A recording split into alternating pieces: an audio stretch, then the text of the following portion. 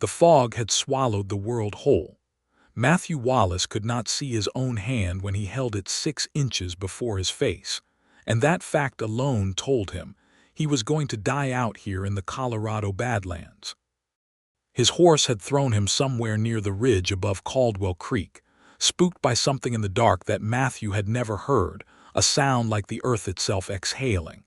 And now the animal was gone, and he was alone, and the fog was so thick and so cold that it pressed against his skin like a living thing with intentions of its own. He had been tracking the Decker gang for 11 days. 11 days of hard riding, cold camps, and the kind of bone-deep exhaustion that made a man doubt everything he thought he knew about himself. He was sheriff of Redstone Flats, a town of 400 souls that had placed every last bit of its safety and its hope inside the silver star pinned to his chest. And he had promised them he would bring back at least one member of the Decker gang alive to testify about the stolen payroll, the burned homestead, and the 3 men who had been shot dead in the street on a Tuesday morning while their families watched from behind glass windows. Now that star felt like it weighed 20 pounds, and he could not find north, and the ground beneath him was shifting loose shale that slid toward what he suspected was a very long drop. He stopped moving. Every instinct he owned told him that moving blindly in fog this dense, on terrain this treacherous, was how a man ended up at the bottom of a ravine with nothing left to identify him but the silver star in the mud. So he stopped and he crouched low and he listened to the silence and tried to calculate the odds that anyone in the world knew where he was. The odds were not good, and then he saw it. One single point of light high up and to his left, flashing in a pattern so precise and deliberate that it could not possibly be an accident. 3 short, 2 long, 1 short, a pause, 3 short again. It was not a random campfire flickering through the fog. It was a signal. Someone up on that ridge was sending him a signal, and whoever it was, they were doing it with a lantern and a shutter mechanism, controlling the intervals with the kind of mechanical precision that Matthew had only ever seen demonstrated once, in a telegraph operator's office in Denver by a man who had spent 3 years with the Army Signal Corps. He stared at that light. 3 short, 2 long, 1 short, pause. 3 short. And something extraordinary moved through him, not hope exactly, because hope felt too fragile for this moment, but something harder than hope, something that came up through the soles of his boots and settled in the center of his chest like a hot coal. He understood in that instant, without knowing anything yet about the person holding that lantern, that someone had found him. Someone had climbed a ridge in a fog so dense it made blindness feel comfortable, and had positioned themselves at a high point, and was methodically, professionally sweeping a signal beam across the ground below to guide him out. He had been the strongest man in Redstone Flats for the better part of 5 years. He had faced down armed outlaws without flinching. He had ridden through blizzards, pulled a child from a flooded river, once wrestled a mountain lion off a rancher's back with nothing but his bare hands and a hunting knife. He was not a man who was accustomed to being saved. The feeling of it moved through him like the first warm rain after a long drought, and he did not know what to do with it, so he just began walking toward the light, following the pulse of it like a heartbeat, placing his boots carefully, one after the other, on ground he still could not fully see. 3 short, 2 long, 1 short, pause. 3 short. He had been 31 years old for 6 months, and in all of those months, nothing in his life had surprised him quite the way that single point of light surprised him now. He did not yet know her name. He did not yet know that knowing her name would change everything.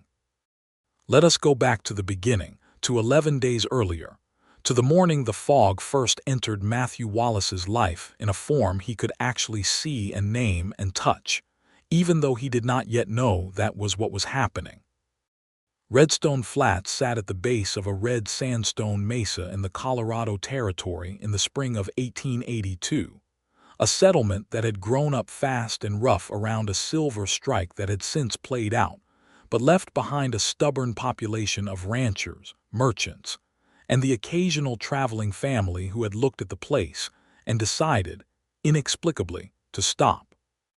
The main street was wide and unpaved, lined with a general store, a livery stable, a barber shop that also served as a dentist's office, a saloon called the Copper Penny, and the sheriff's office, which shared a wall with the jail and smelled permanently of coffee and boot leather. Matthew Wallace had been the sheriff here for 5 years, appointed first by the territorial authority after the previous sheriff had retired to Arizona on account of a bad knee, and then voted into the position twice by the townspeople themselves, which meant something more to him than the original appointment ever had. He was a tall man, broad across the shoulders, with dark hair that he kept cut short and jaw that always seemed to carry at least 3 days of dark stubble no matter how recently he had shaved. His eyes were a dark gray-green that people who had looked into them under pressure tended to remember for a long time afterward, and he had a way of standing still that communicated, with no words at all, that he was the most dangerous person in any room he occupied. But he was also known to be fair, which in the Colorado Territory of 1882 was more genuinely rare than most people acknowledged out loud. He was sitting at his desk on the morning of April the 14th when the telegram arrived. His deputy, a young man named Cal Harris who was 19 years old and relentlessly enthusiastic about everything, brought it in from the telegraph office at a near run, his boots loud on the plank floor, his face bright with the particular excitement of someone who has not yet learned to be afraid of bad news. "Wire from the territorial marshal, Sheriff. Marked urgent." Matthew set down his coffee cup and took the telegram. It read, "DECKER gang confirmed moving north through Copper Ridge Corridor. Payroll robbery Mesa VERDE station confirmed dead 3 men. Homestead burning attributed. Marshal's office authorizes pursuit. Exercise caution. DECKER has dark past with government agents." He read it twice.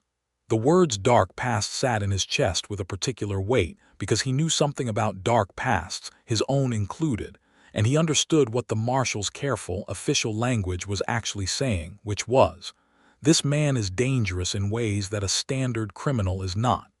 This man has killed people who should have been untouchable, and he did it anyway, and it did not stop him." Matthew folded the telegram and put it in his shirt pocket. "You're not coming," he told Cal before the young man could offer. "Sheriff, you're 19 and your mother is alive and expecting to remain that way. You're staying here." He stood and reached for his hat. "Keep the town quiet. Don't let anyone push you around at the Copper Penny on Friday nights. And wire me at the Copper Ridge relay station if anything burns down." That had been 11 days ago. He had tracked the Decker gang northeast through hill country that grew progressively wilder and more remote, following a trail of small disasters, a ransacked trading post, a stolen horse reported by a freighter, a campfire circle that still held warmth when Matthew pressed his hand to the ashes. He was good at this. He had learned to track at 16 from an Apache scout named Tomas who had worked for the Army, and had considered it a matter of personal pride to teach every willing young person he encountered how to read the land, and Matthew had been an exceptionally willing student. He could follow a trail over rock by the slight abrasion of horseshoe iron on sandstone. He could read a water source the way other men read a newspaper. He knew which way a man had been running by the pressure pattern in the dust. But on the 11th day, he had been caught in the fog. It had rolled in from the mountains 2 hours before sunset, faster than any natural fog he had encountered, and within 40 minutes it had gone from an atmospheric curiosity to something that pressed against his eyes and made his horse Silas nervous in a way that communicated itself up through the saddle and into Matthew's bones. And then Silas had shied at something, a sound, Matthew thought, possibly a night bird, possibly a falling rock, and thrown him cleanly over his head, and been gone at a full gallop into the white nothing before Matthew had finished landing on the shale. He lay there for a moment, cataloging his body. Left knee ached. Right palm was torn up from the slide. Nothing was broken.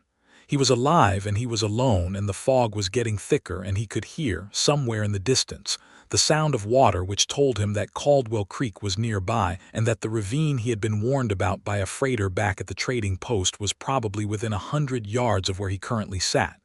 He did not move, and that was when the light began. 3 short, 2 long, 1 short, pause.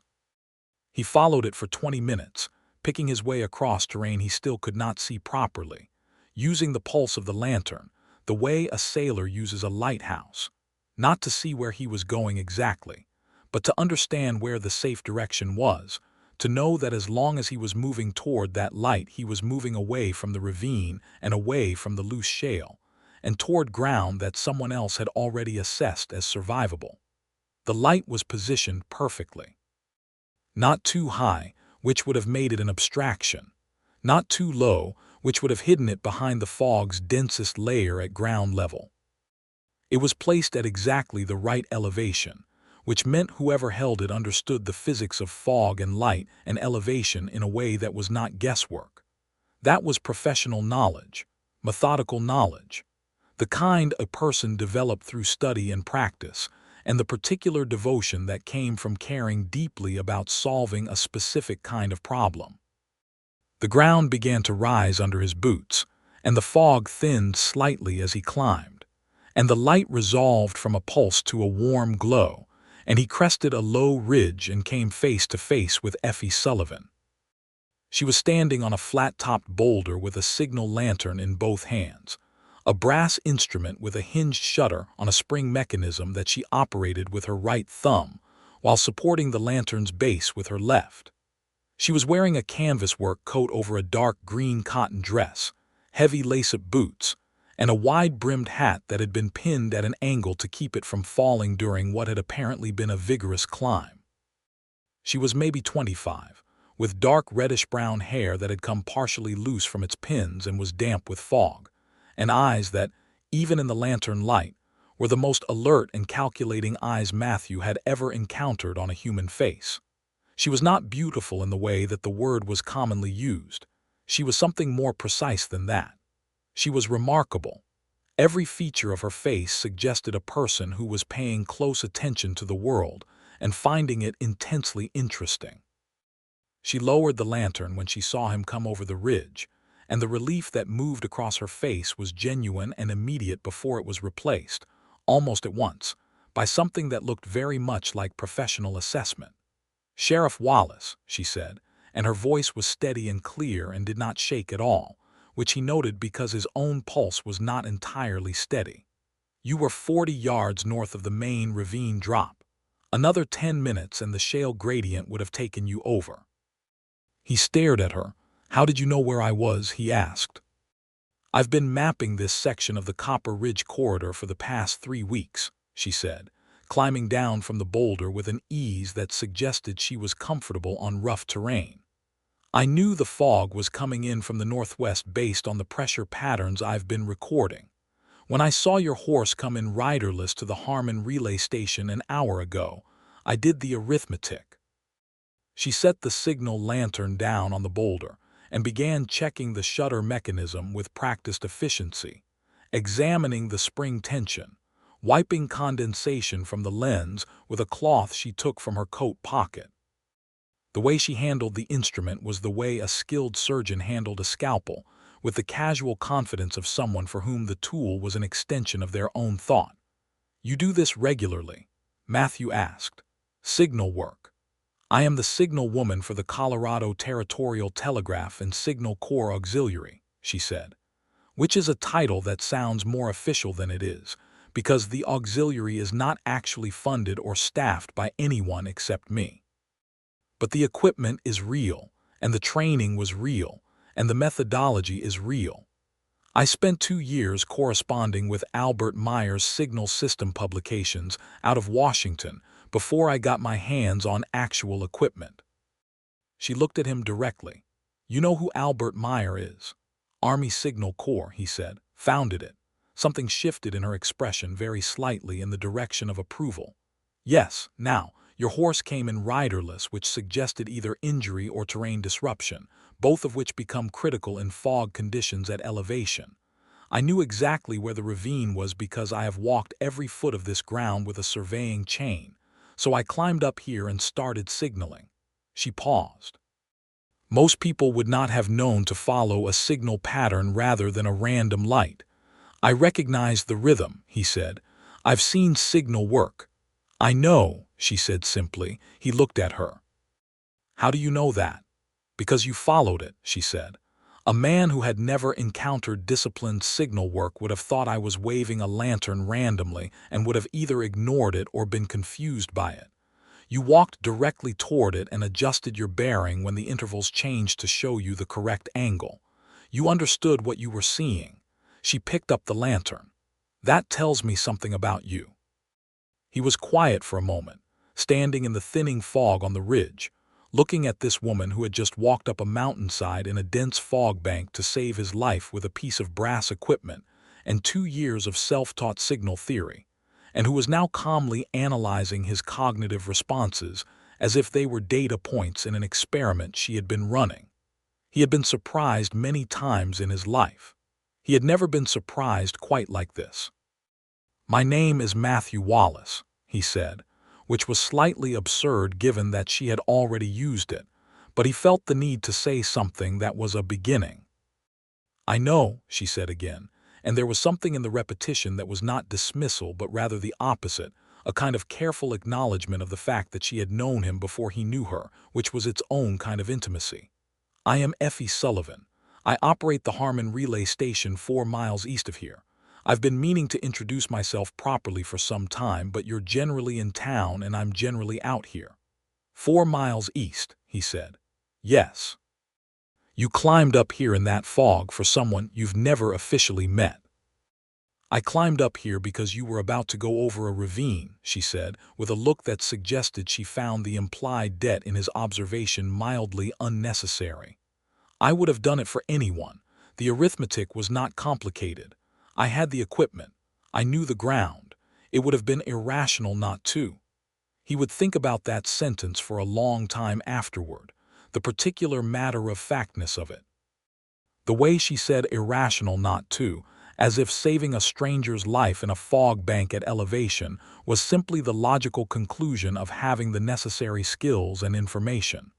"My horse," he said. "Sela's," she said. "He's at the relay station. He came in about an hour ago, a bit winded but uninjured. He knows where the hay is." Matthew was quiet again. "How do you know my horse's name?" For the first time, something that was very nearly a smile moved across Effie Sullivan's face, quick and contained but genuinely warm. "I asked around," she said. "I ask around about most things. It's a professional habit." She began moving east along the ridge, lantern in hand, navigating the terrain without a moment's hesitation.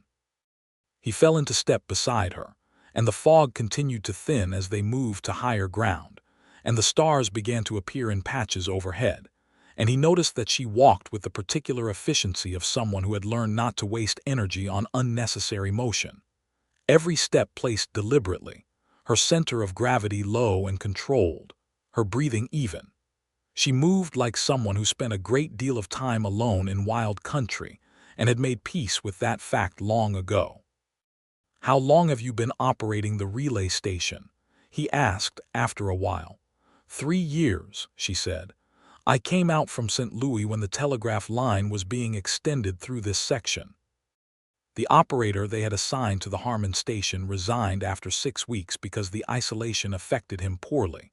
I applied for the position. They told me the work was too remote for a woman alone.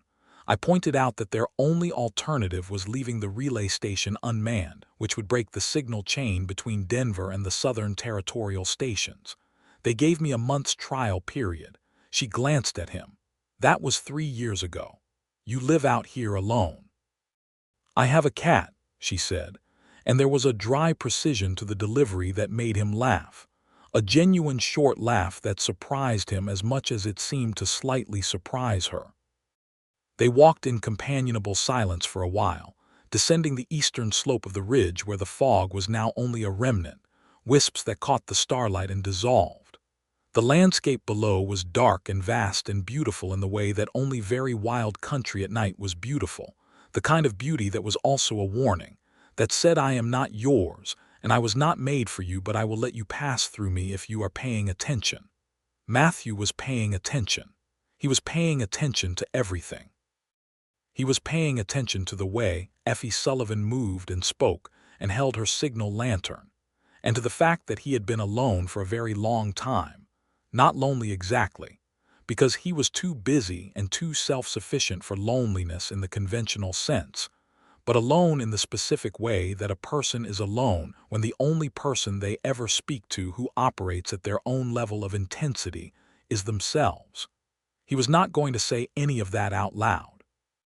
They had known each other for approximately 25 minutes, but he was paying attention. The Harmon relay station was a low stone building with a wooden lean-to extension that housed the telegraph equipment, positioned at the edge of a flat, open stretch of ground that gave an unobstructed view of the signal corridor in 3 directions. There was a kitchen garden growing against the south wall with early spring onions and what looked like medicinal herbs, organized with the same methodical precision as everything else he had seen Effie do. There was a water cistern fed by a cleverly rooted gully drain. There were hooks on the exterior wall holding surveying equipment, a chain, a compass on a leather strap, an alidade level mounted on a small wooden tripod. Sela's was in the lean-to stable attached to the building's north side, exactly as Effie had said, eating hay with the unconcerned calm of a horse that has had a brief adventure and found it, on balance, not worth sustained distress. Matthew checked him over no injury, both shoes intact, and felt the particular flood of relief that came from confirming that his horse was all right, which in the practical mathematics of the 1882 frontier was not a sentimental concern but a survival one. You should come inside, Effie said. There's coffee on. Your hands are cut up from the shale. He looked at his right palm, which he had forgotten about. The heel of it was torn and had been bleeding, dried now to a dark rust color against his skin. Inside, the relay station was small and extraordinarily organized. The telegraph equipment dominated the lean-to extension, a Morse key on a dedicated bench, a sound receiver, a battery box, coils of wire, and along one wall, an array of notebooks in which Effie had clearly been recording something in dense, small handwriting for a very long time. The main room held a table, 2 chairs, a cast-iron stove, a shelf of books and technical manuals, and a wooden crate that served as a sleeping area for the cat, which was a large gray animal with amber eyes who regarded Matthew with the philosophical detachment characteristic of cats everywhere, and then returned to washing its ear. "Sit down," Effie said. He sat.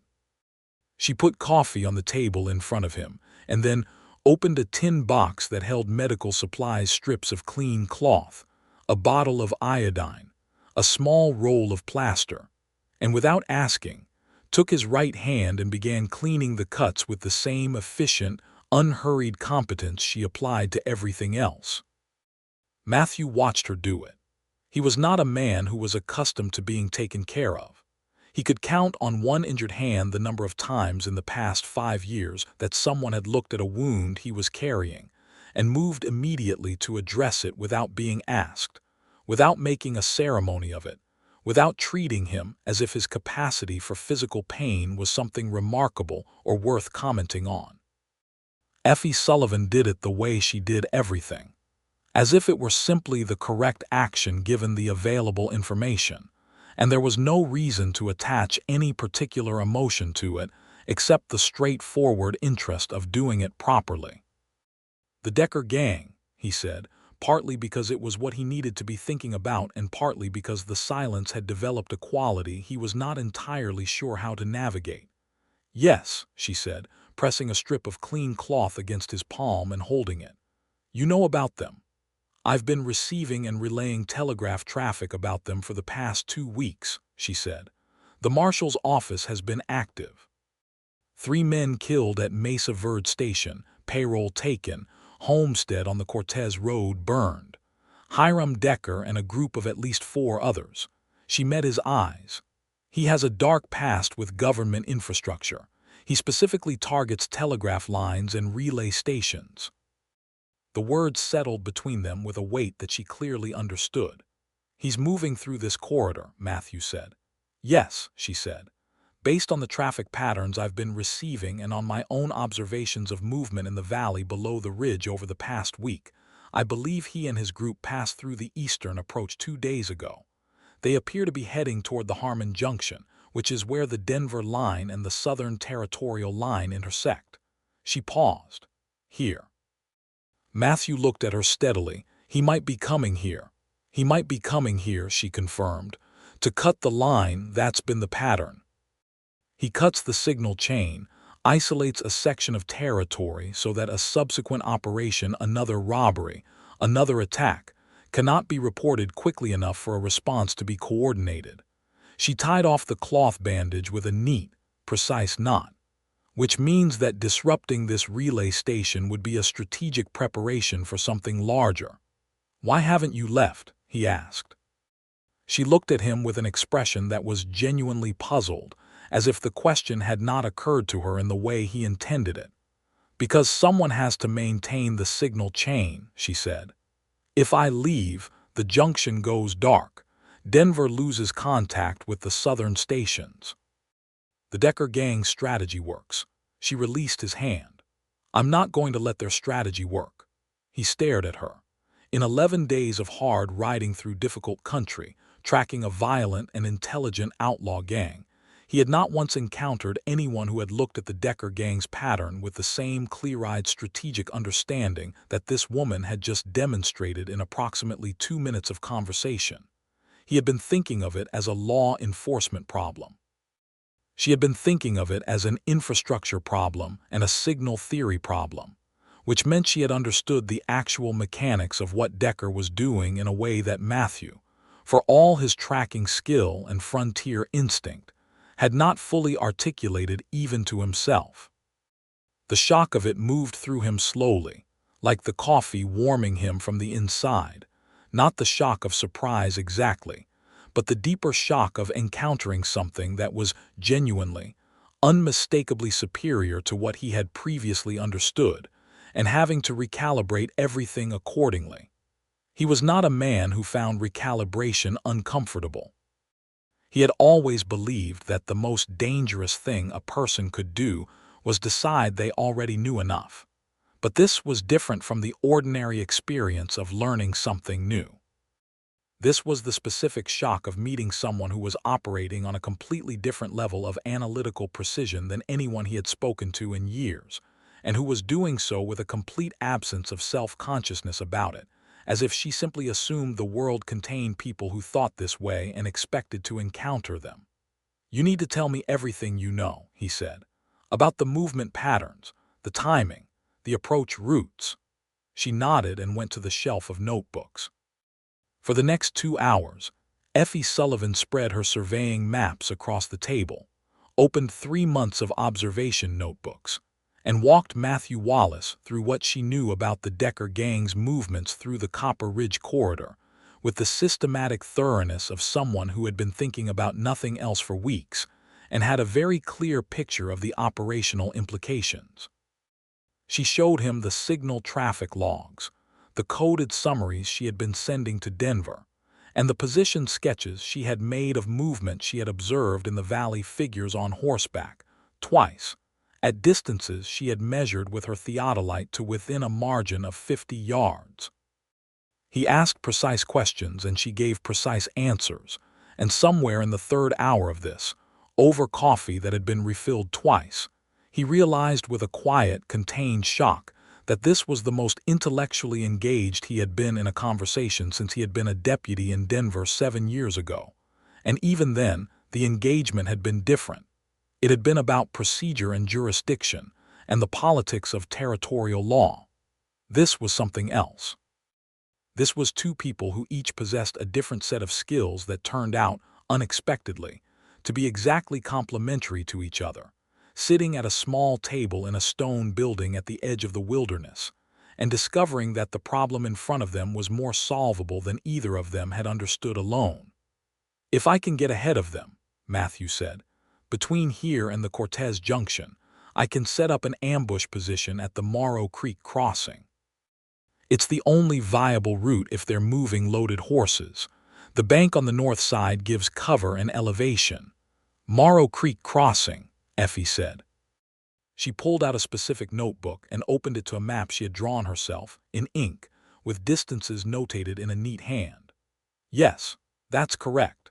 The north bank gives you a clear sightline for approximately 200 yards upstream and 140 downstream. They would have to cross in daylight if they're making for the junction by the timeline the signal traffic suggests." She traced a line on the map. "There's a secondary approach through the Pinyon Grove on the east side, however. If Decker scouts the crossing first, he might send half his group through the grove to flank any position on the north bank." "You know this ground that well?" he asked. "I have walked it," she said simply, "3 times, twice to survey it and once because I needed to understand what it would look like to someone approaching from the south under varying light conditions." She met his eyes. "I surveyed it because relay stations require clear signal sightlines, and understanding the terrain around a signal sightline means understanding every approach to that terrain." He was quiet for a long moment. "You were preparing for exactly this," he said. "I was preparing for the possibility of this," she said. "There's a difference. In practical terms." "In practical terms, no," she admitted. And again that brief, contained near-smile moved across her face, and this time it stayed a fraction of a second longer, and Matthew found himself doing something he had not done in years, which was wondering what a full smile would look like on that face, and what it would take to be the cause of it. He pushed that thought back firmly. There was work to do. He left at dawn, riding Sela's east along the valley floor toward Morrow Creek, carrying one of Effie's maps in his coat pocket and a clear plan in his head for the first time in 11 days. The fog had lifted completely overnight, and the morning was cold and clean and very bright, the kind of Colorado spring morning that seemed to insist on its own beauty with an almost aggressive cheerfulness.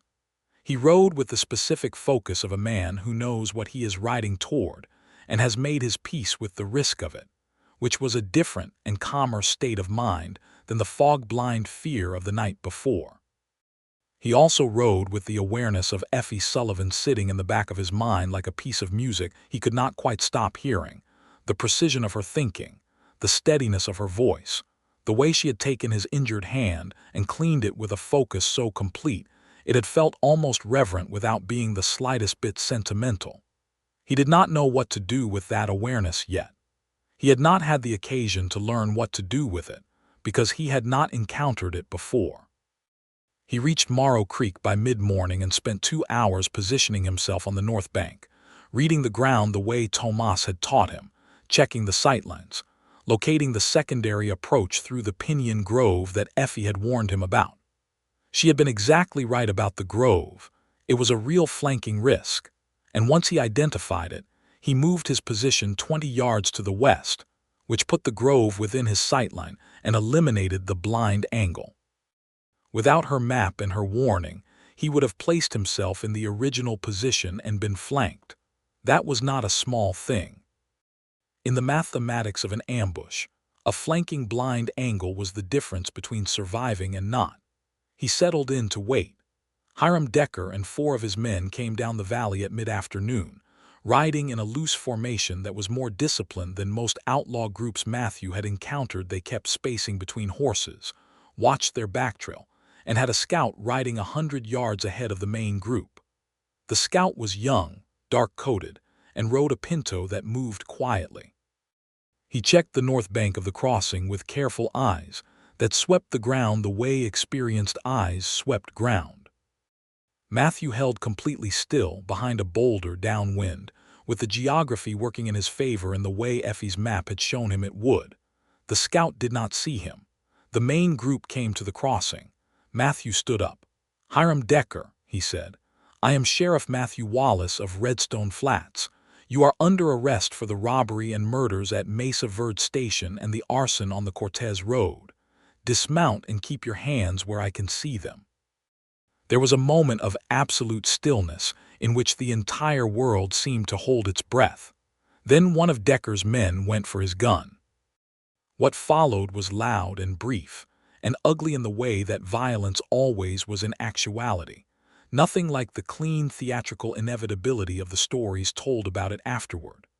Matthew was a very good shot, another thing he had learned early and practiced consistently, because the alternative was not survivable in his line of work. And the man who drew on him was down and disarmed before he had fully cleared leather. A second man tried to ride through the crossing, and Matthew put a shot in front of the horse's nose that stopped it cold. The scout came in from the side, as expected, and Matthew had already moved from his original position by then, and the scout pulled up short when he found himself looking at a man who was already facing him with a rifle that had no hesitation behind it. Hiram Decker had not moved.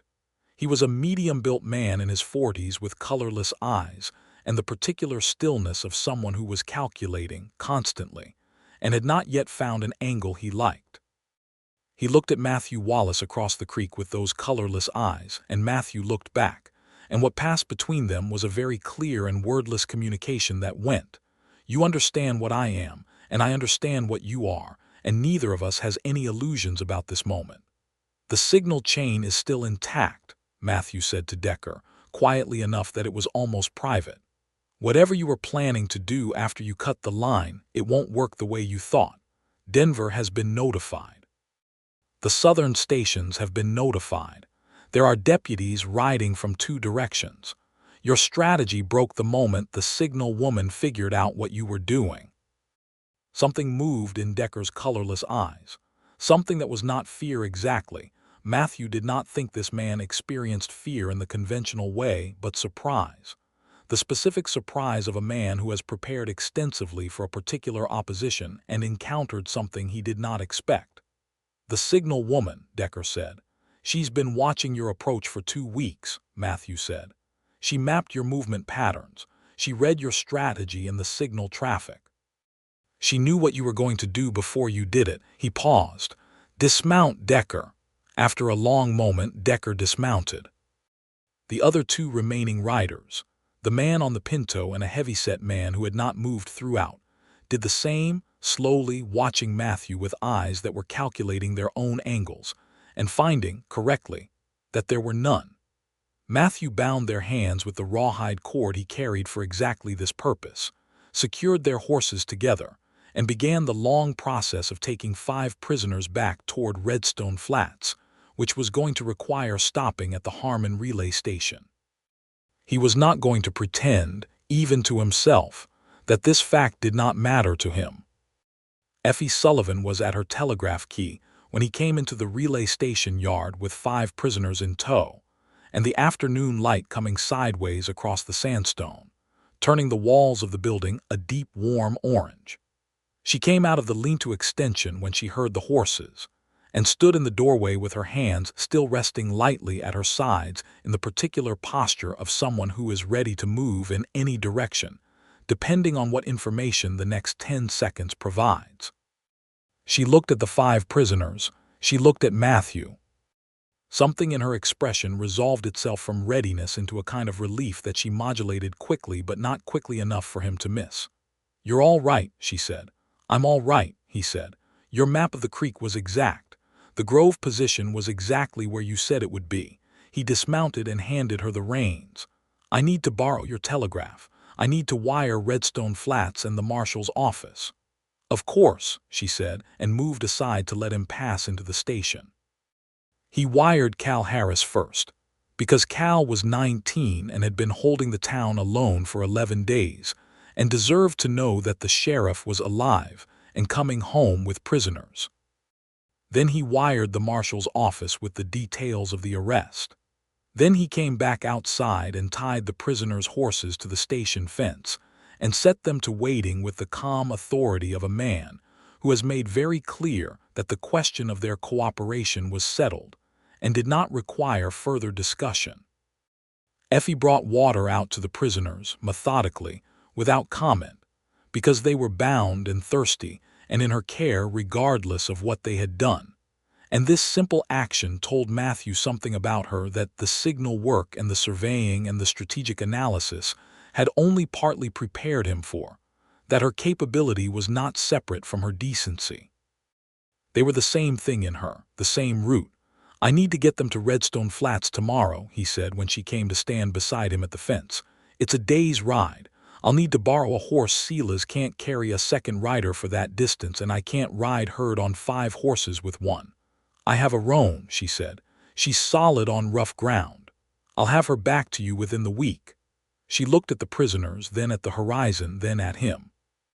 The evening was coming on, the sky moving through its western gradations, and the air was cooling rapidly the way it always did this high in the territory once the sun dropped. "You should stay the night," she said. "Leave at first light. The prisoners won't move well in the dark, and you don't know this road east of the creek." He looked at her. "I don't want to put you out," he said. "You're not putting me out," she said. "You have 5 prisoners and 1 tired horse and cuts on your hand that I want to look at again. Stay, I'll make supper." He stayed. Supper was salt pork and cornbread and dried apple, hot from the stove, and they sat at the small table after the prisoners were secured to the station fence with enough length to sit and lie down but not enough to cause trouble, and the cat came and sat on the table between them with the confident propriety of an animal that has never once in its life questioned its right to be exactly where it was. "How long have you been out here?" Matthew asked. "In the territory, I mean, not just at the station." "I came to Colorado in 1879, Effie said. "I was 22. I had been working as a telegraph operator in St. Louis since I was 18. I learned the Morse code from a clerk at the Western Union office on 6th Street who taught me, because I pestered him about it for 3 months until he gave in. When I heard the territory was extending the telegraph line, I wrote to the station master in Denver and asked for any position that was available." She cut a piece of cornbread and ate it with the unhurried attention of someone who takes the small pleasures of a meal seriously. "They offered me a transcription position in the Denver office. I counteroffered for a relay station. And they gave you this one," he said. "After a fight," she said. There was a great deal of discussion about whether this work was appropriate for a woman alone in the territory. I explained that the appropriateness of the work was determined by whether it got done, and whether I could do it, and not by the combination of my profession and my sex, and that they had a broken signal chain that needed an operator, and I was an operator who was willing to be stationed here, and the mathematics were not complicated. She paused. They eventually agreed, mostly because there was genuinely no one else. "You make a very logical argument," he said. "I try to make every argument logical," she said. "It is astonishing how often people treat logic as if it were a style choice rather than a requirement." She looked at him with those direct, alert eyes. "What about you? How does a person become the sheriff of a place like Redstone Flats?" he told her. He told her about being a deputy in Denver, which had been good work but noisy in a way he hadn't fully fit inside. He told her about the ride south when the territorial authority had asked him to consider the Redstone Flats posting, through country that had made him feel, for the first time since he had left his father's ranch in his late teens, that the land was his in some way that was not about ownership, but about recognition. The land recognized something in him, and he recognized something in the land, and they reached an understanding. He told her about the town, about Cal Harris, who was 19 and enthusiastic, about the ranchers and the merchants, and the families who had stopped here when they maybe hadn't planned to, and the weight of being responsible for all of them. He did not tell her about his dark past, because that was a longer story and this was still the first night, but he filed it away as something that needed to be said eventually, because he had learned that things left unsaid had a way of becoming obstacles at the worst possible moments. She listened with the same complete, focused attention she gave to everything, and when he was done, she said, "You love that town." It was not a question. "Yes," he said, "I do." "That's not common," she said. "Most men in your position think about it as a job. You think about it as a responsibility, Those are different things. You think about this relay station as a responsibility, he said. She considered this. Yes, she said, but it's more than responsibility. It's more like the signal chain is a real thing. It's a physical thing, wires stretched across 1,000 miles of country, connecting people who would otherwise have no way to communicate across distance. When I maintain my section of that chain, I am literally keeping people connected. I don't think I could explain to someone who doesn't feel it what that means to me. She was quiet for a moment. But I think you might be able to understand it. Because of the town, he said. Because of the town, she agreed. They sat with that for a moment, and the stove crackled, and the cat relocated from the table to Effie's lap with the decisive efficiency of a creature that has performed a thorough analysis and reached a conclusion. Matthew walked to the doorway and checked on the prisoners. All 5 quiet, Decker sitting with his back against the fence post and his colorless eyes closed, the others in various postures of exhausted resignation, and then stood for a moment looking at the night sky, which was vast and brilliant and very close out here at elevation, the Milky Way a wide, bright river overhead. He thought about the fact that 12 hours ago he had been about to go over a ravine he could not see, in fog so thick it had weight. He thought about the light moving through the white nothing in that precise, deliberate rhythm. 3 short, 2 long, 1 short. He thought about what it had done to him to see it, not just the practical relief, but the other thing, the thing underneath the relief, the thing that had moved through him like a warm current, and that he was only now, standing in the doorway of a stone relay station in the Colorado darkness, beginning to understand. She had not known him, and she had climbed a mountain in a fog bank to save him. He went back inside. The ride to Redstone Flats the next day took 9 hours, moving at the pace of 5 prisoners on exhausted horses through country that was beautiful and demanding in equal measure. Matthew rode Sela's, leading Decker on the roan, and keeping the others in a loose string behind him. Effie's roan was exactly as solid as she had promised, calm and precise on rough ground, with the kind of quiet intelligence in her eyes that Matthew associated with horses who had been handled by someone who understood what they were. He had left Effie at dawn with a handshake that had lasted 1 beat longer than a professional handshake needed to, and the distinct sensation that he was leaving something behind on that hillside that he did not want to leave, and that he would need to come back for it. "I'll return the roan," he had said. "I know," she said, and the repetition of that phrase, said again in that same direct, unhurried way, had moved through him like the signal light through the fog, orienting, clarifying, pointing in a direction he had not been looking before. Redstone Flats received him with an enthusiasm that was both gratifying and slightly overwhelming.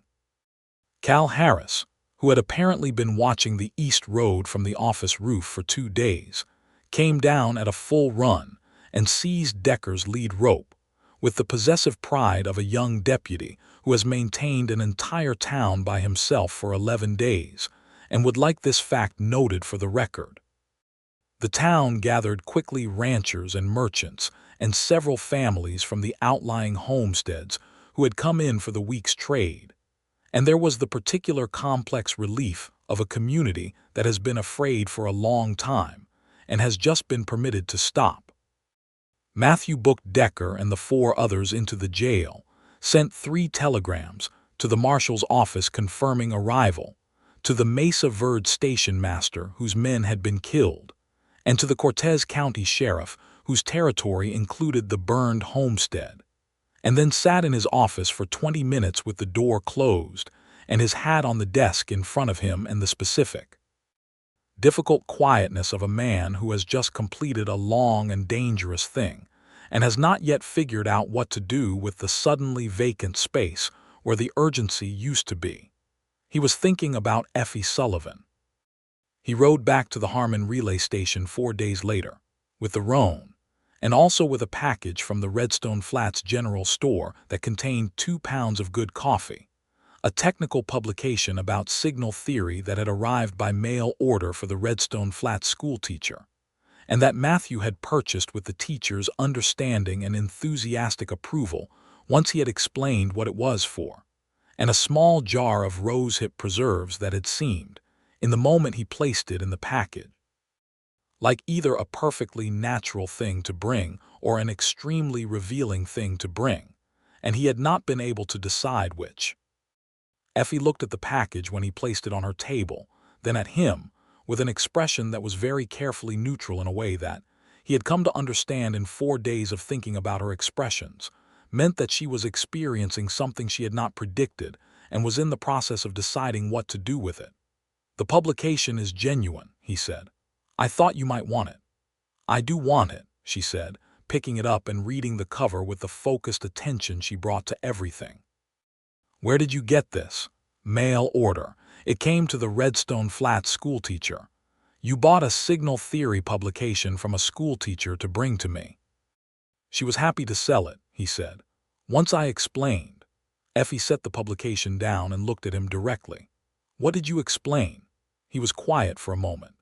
"I explained that the relay station operator at Harmon had used signal methodology to save my life and prevent a strategic attack on the territory's communication infrastructure, and that she was the most analytically capable person I had met in 5 years of territorial law enforcement, and that she had the cat." The smile happened, not the contained near smile he had seen twice before. A real one, full and warm and slightly startled, as if she had not been expecting it and had not had time to moderate it before it arrived. It transformed her face in a way that struck him somewhere deep in the chest with a force that was entirely disproportionate and completely accurate.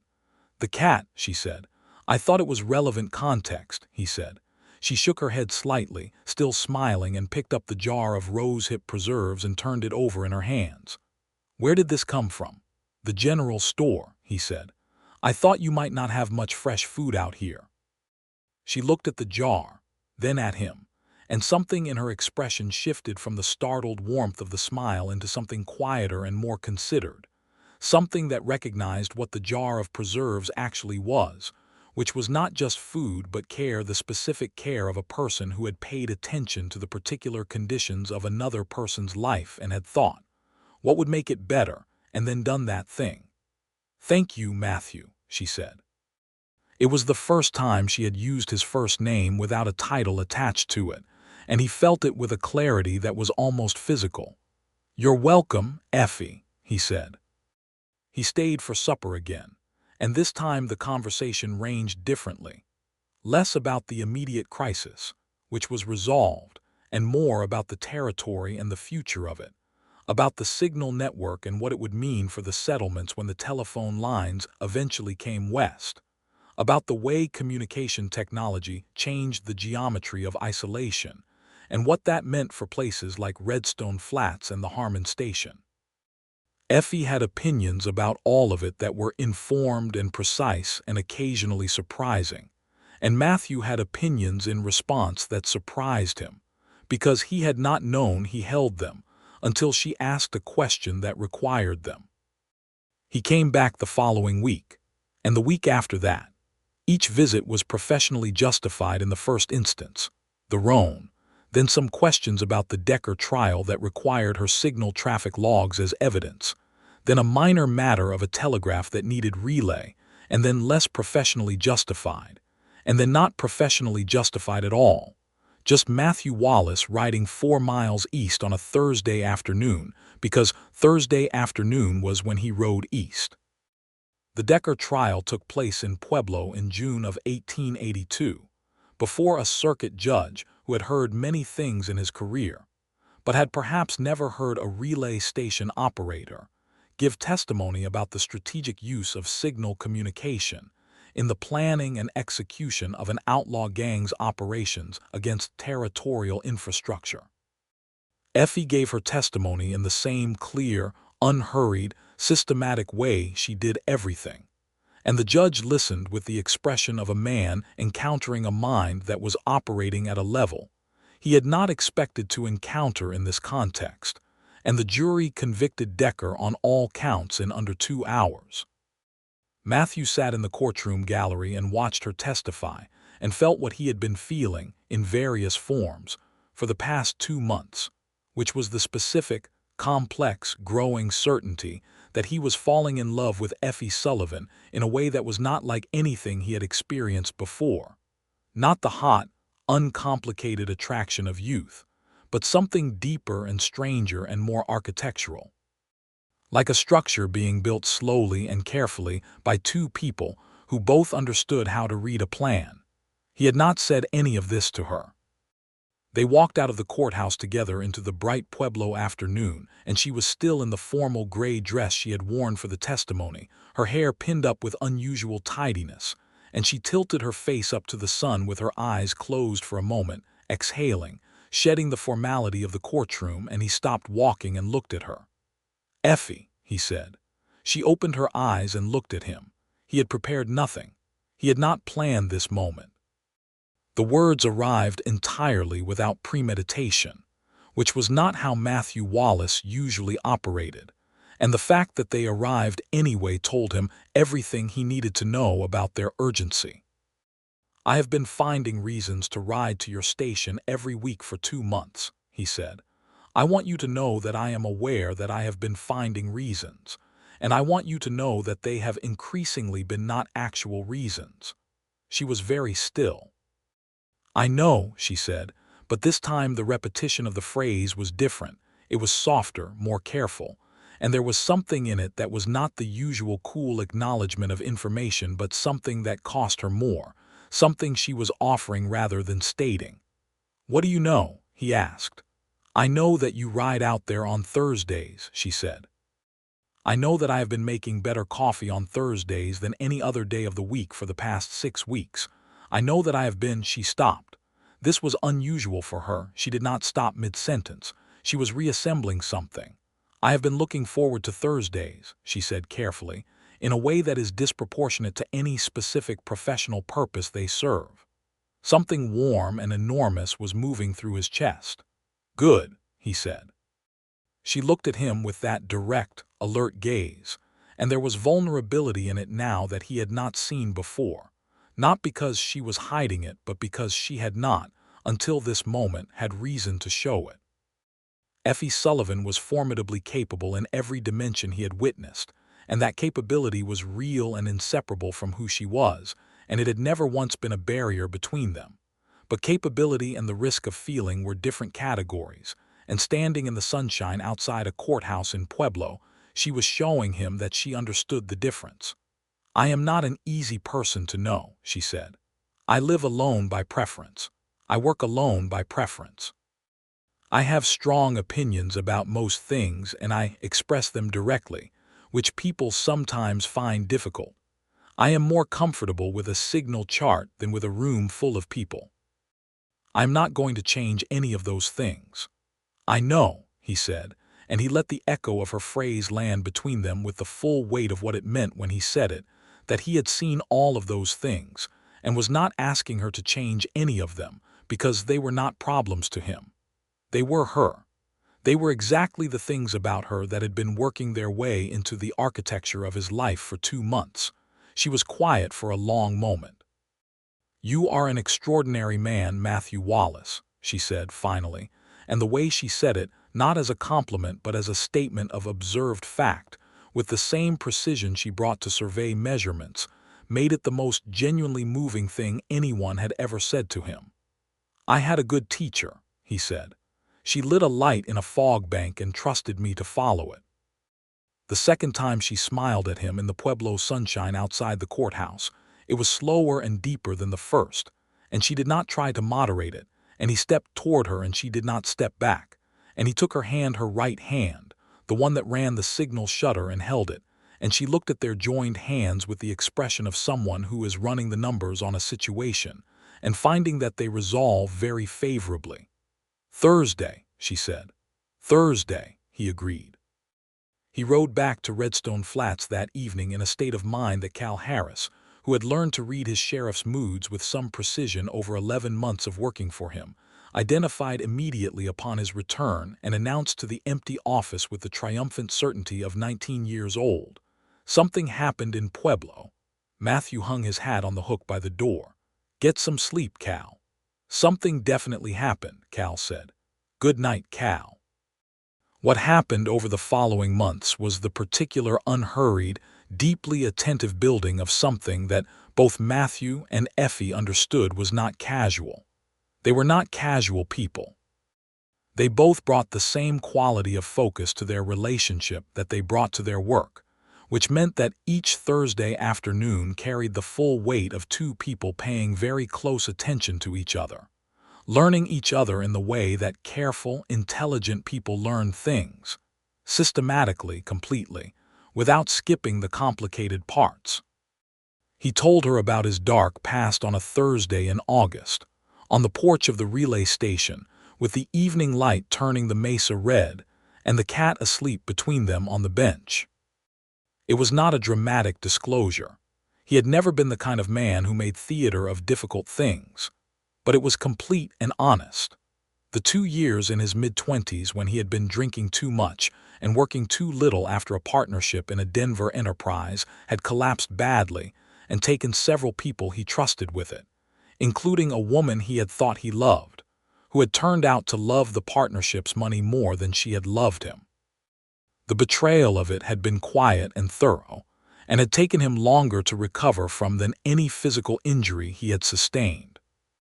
Effie listened without interrupting, and when he was done she was quiet for a moment, and then she said, "You rebuilt yourself."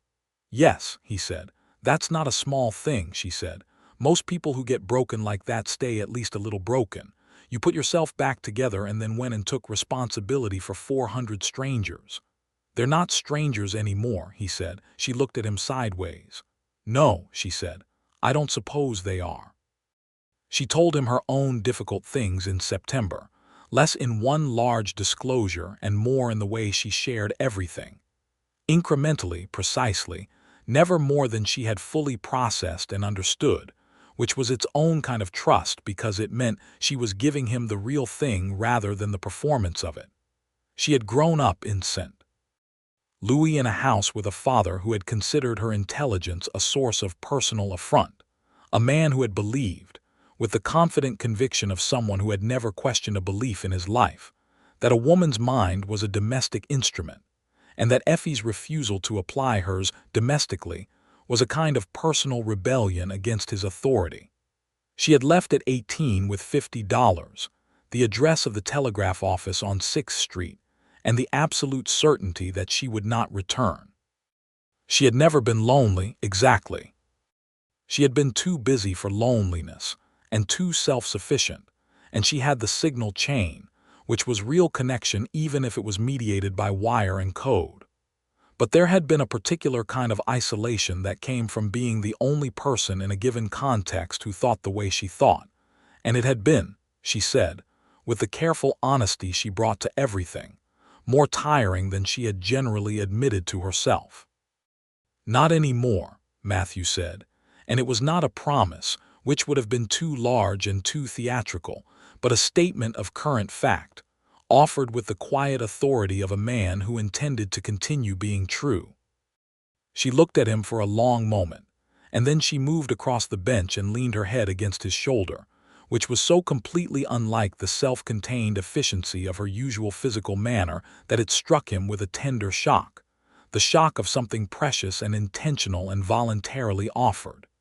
He put his arm around her, very carefully, as if she were signal equipment important, precise, worth treating with full attention.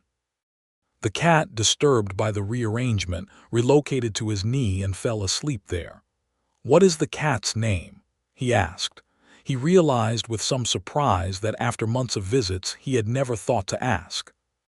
"Signal," she said, and she said it without any irony, just the plain satisfaction of someone who has named a thing correctly. And he laughed, a full, warm laugh that started in his chest and went all the way through him. And she laughed with him, quietly, her face against his shoulder. It was October in the Colorado Territory, and the mesa was turning its deepest red in the afternoon light, and the signal chain was intact, and the cat was asleep on his knee. He asked her to marry him in November, in the direct, unornamented way that matched both their natures, sitting at her table with coffee between them on an ordinary Thursday afternoon. He did not preface it extensively or build to it theatrically. He looked at her across the table and said, "I want to marry you, Effie. I want to make a life with you. I want to keep riding out here on Thursdays and eventually stop going back to Redstone Flats on Thursday evenings, and I want to figure out together how to make that work practically." She looked at him for a moment. Then she said, "The relay station requires someone to operate it." "Yes," he said. "I know. I'm not going to leave it." "I know," he said. "I wouldn't ask you to." She tilted her head slightly, running the numbers on this as she always did. "Redstone Flats is 4 miles west." "Which is not far," he said. "You'd need to be in town."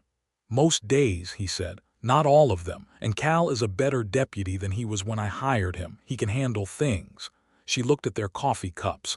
She looked at the survey notebooks on the shelf. She looked at Signal, who was sitting on the windowsill staring at a bird outside with focused professional intent. "Yes," she said. And then, because she was Effie Sullivan, the mathematics work out. He reached across the table and took her hand, and she turned it over in his, and held it with a grip that was firm and deliberate and entirely certain. And they sat like that for a while in the November afternoon, with the mesa going dark outside, and the coffee cooling between them, and everything settled and decided and beginning. They were married in December of 1882, in Redstone Flats, in the Methodist church on the north end of the main street, on a Saturday because Effie had requested Saturday on the grounds that signal traffic was lightest on Saturdays.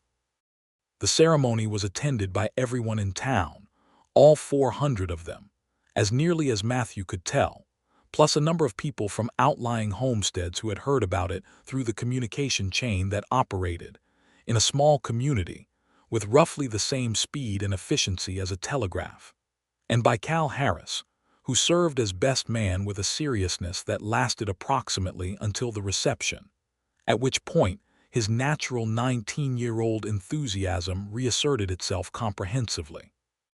The circuit preacher who married them was a compact, cheerful man named Reverend Horace Briggs, who had been performing marriages in the Colorado Territory for 12 years, and had developed an excellent instinct for which couples were going to last.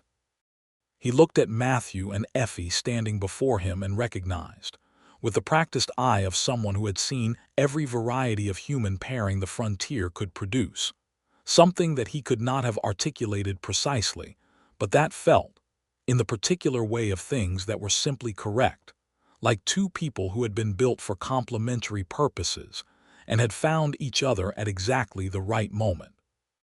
"Do you, Effie Sullivan, take Matthew Wallace?" he began, and Effie said, "I do," with the calm, immediate certainty of someone who has already processed the question fully and finds the answer uncomplicated. "Do you, Matthew Wallace, take Effie Sullivan?" he continued, and Matthew looked at his wife, the signal woman, the woman who had climbed a mountain in a fog bank with a brass lantern and a thorough understanding of trigonometry to pull him back from the edge of a ravine he could not see, and said, "I do," with a gravity and a warmth that Cal Harris, standing 2 feet away, found deeply moving and would describe in letters home for months afterward as the most serious yes he had ever heard a person say. They moved between the relay station and Redstone Flats as the mathematics required, as Matthew had promised, as they had planned. He spent 3 days a week in town and came home to the station for 4, riding the 4 miles on Silas with the ease of a man who knows a road so well he could navigate it in complete darkness, which, as it happened, he had done once in fog, following a signal light. Effie maintained the relay station with the same methodical devotion she had always brought to it, and now also had a second person at the supper table, and a second set of hands on difficult survey days, and someone who would come and hold the signal lantern steady against the wind while she was adjusting the shutter mechanism, and who had opinions about everything she said, and said them back in a way that sharpened her own thinking rather than flattening it. Signal the cat regarded Matthew's permanent presence with a period of formal disapproval lasting approximately 3 weeks, after which the cat relocated permanently to Matthew's lap in the evenings, which Effie noted in her journal with the dry precision of a scientist recording an unexpected result.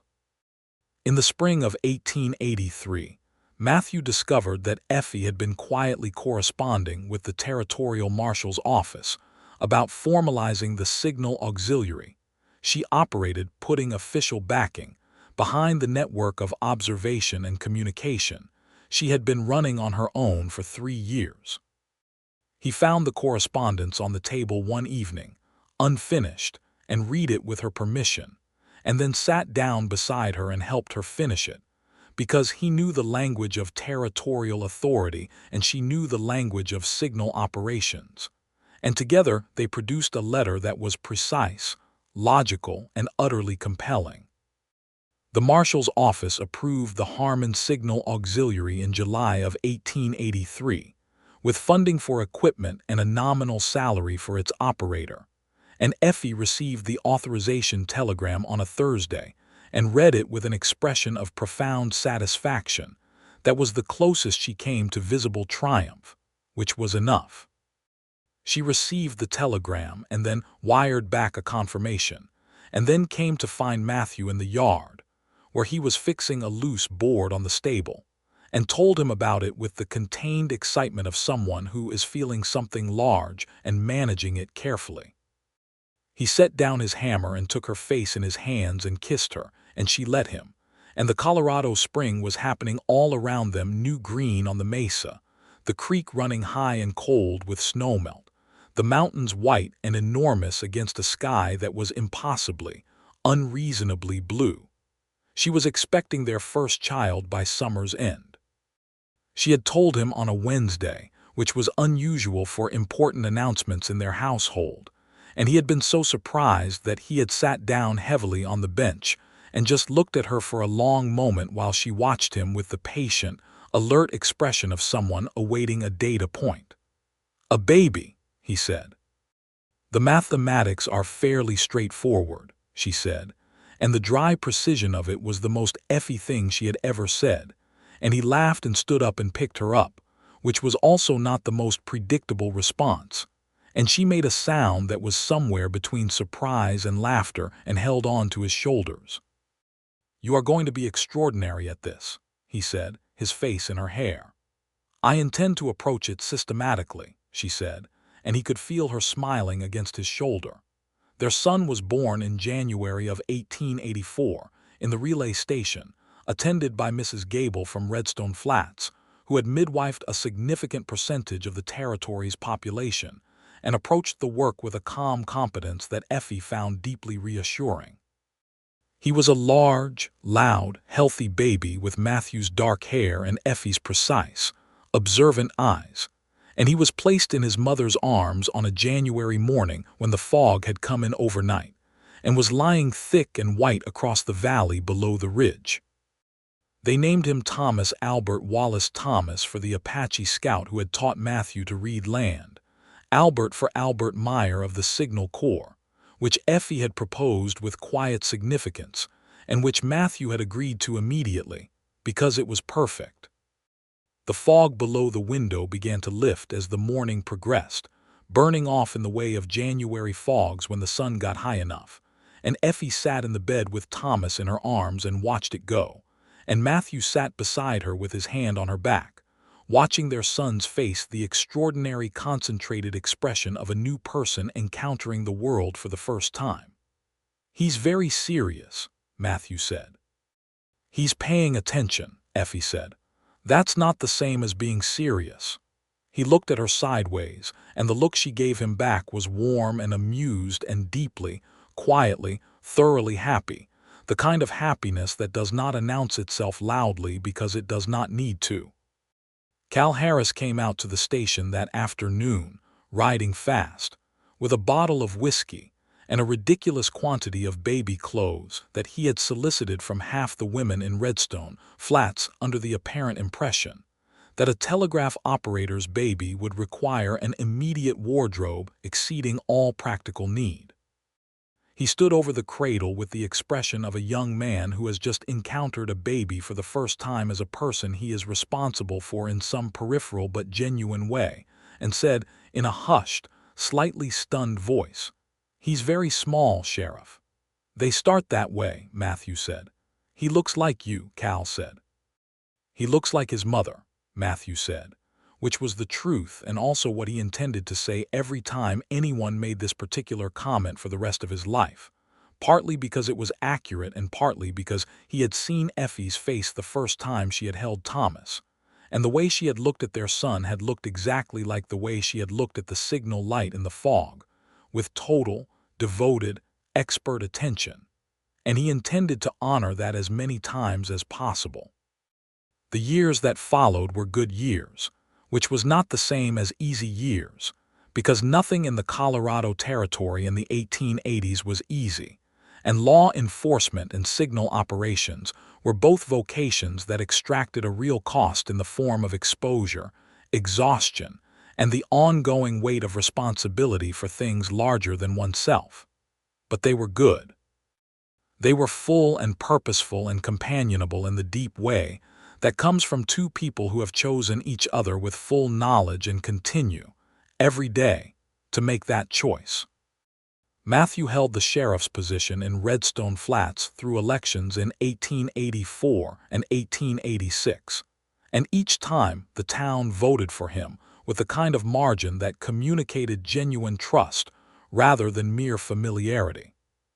Cal Harris had grown into a genuinely capable deputy who handled more and more of the day-to-day work as Matthew's family grew, and who had married a young schoolteacher from the Cortez Road in 1885 and reported the experience to Matthew as the most surprising thing that had ever happened to him, which Matthew confirmed was fairly standard. Effie expanded the Harmon Signal Auxiliary in 1885 to include 2 additional observation posts on ridges to the north and east, both staffed by people she had trained herself.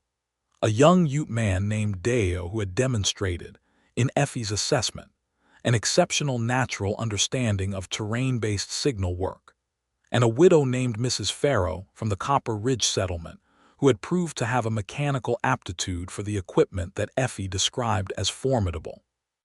She trained both of them the way the telegraph clerk had trained her, completely and without condescension, and the auxiliary became a genuine network, recognized by both the Territorial Marshal's Office and the Denver Central Telegraph Office as a legitimate intelligence resource. Thomas was a serious, observant boy who spent his early years alternating between his father's sheriff's office and his mother's signal station, and absorbing, apparently effortlessly, the particular combination of physical competence and analytical precision that characterized both his parents. By the time he was 3, he could identify the sounds of different birds by name, a skill he had acquired by following Effie's habit of systematic observation. By 4, he had memorized the Morse alphabet by listening to his mother's telegraph key.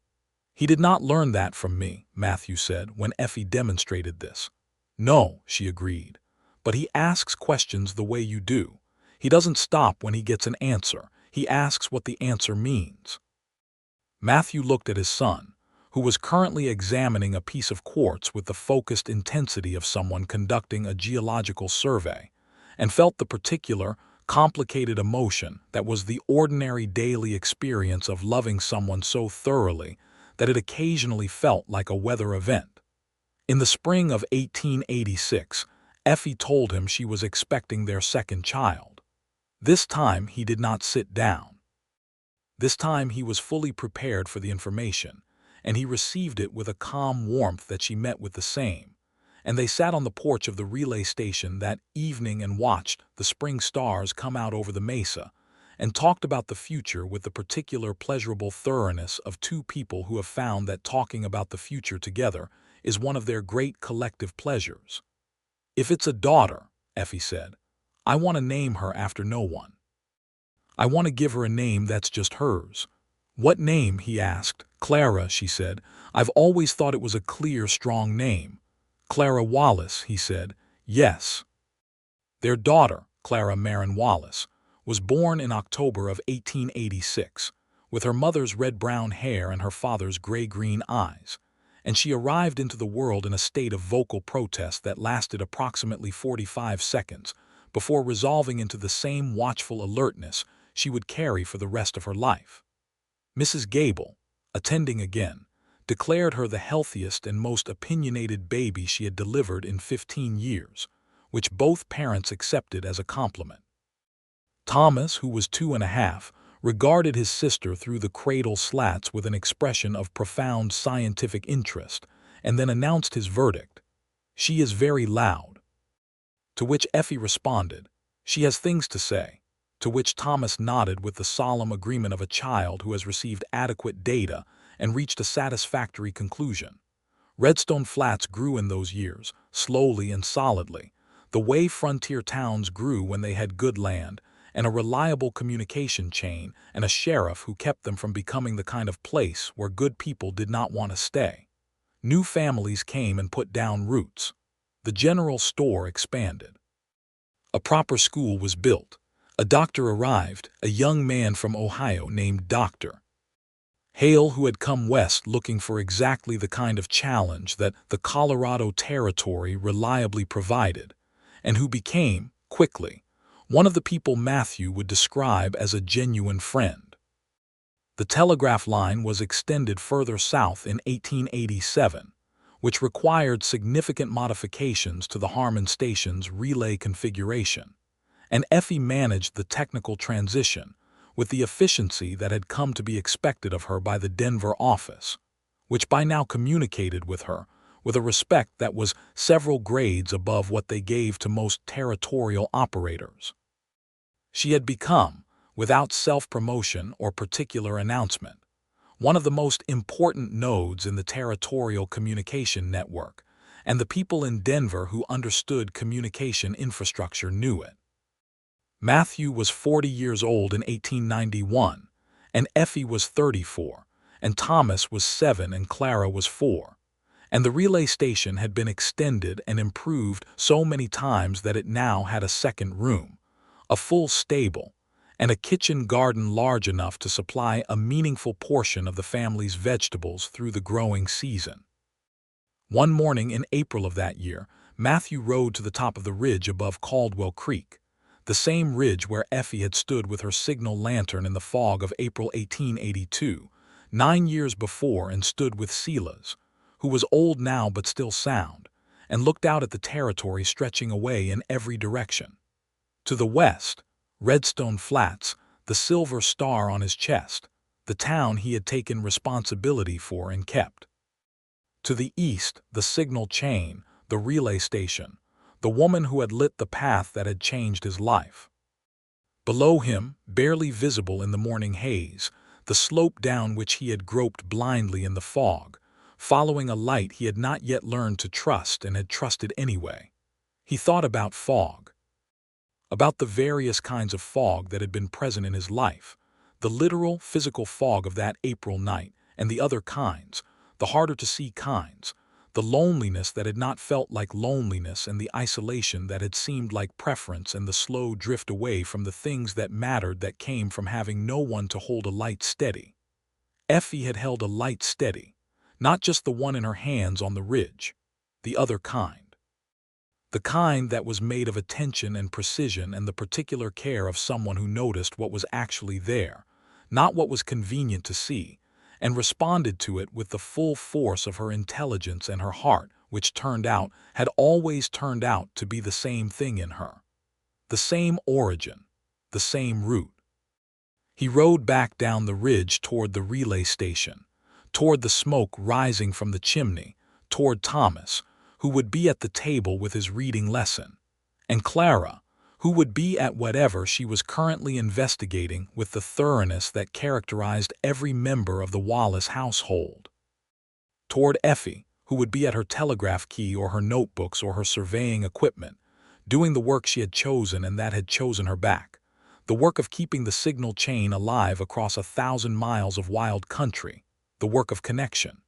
He came into the yard and she was outside, adjusting something on the signal lantern, the same brass lantern, or one very like it, still in regular use, still maintained with the same loving precision, and she looked up when she heard Silas's hooves.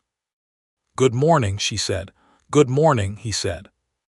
There was 9 years of Thursday afternoons and supper conversations and survey walks and 2 children, and a cat named Signal, and a deputy who had grown into a good man, and a town that had grown into a real place in the way that those words said.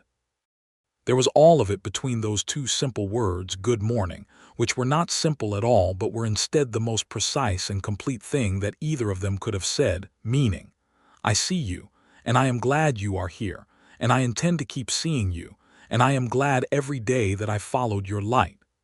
Thomas has questions about the telegraph transmitter, she said.